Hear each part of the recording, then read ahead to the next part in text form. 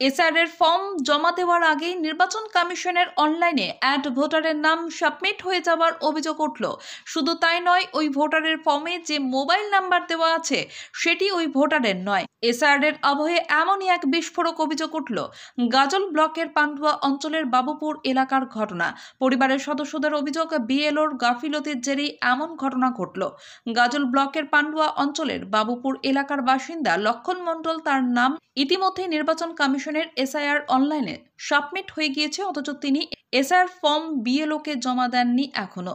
শুধু তাই নয়, অভিযোগ অনলাইনে এসআইআর ফর্ম সাবমিট হয়েছে, সেখানে দেখা যাচ্ছে লক্ষণ মণ্ডলের মোবাইল নাম্বারের সাথে কোনো মিল নেই। যে মোবাইল নাম্বারটি দেখা যাচ্ছে ফর্মে, সেই নাম্বারটি আদিবাসী এক ব্যক্তির। এই ঘটনার সামনে আসতে রীতিমতো হইচই পড়ে গিয়েছে গাজলের পান্ডুয়া অঞ্চলের বাবুপুর এলাকায়। ইতিমধ্যেই লক্ষণ মণ্ডল এই বিষয়ে ব্লক প্রশাসন, পঞ্চায়েত প্রশাসন, পাশাপাশি জনপ্রতিনিধিদেরকেও জানিয়েছেন।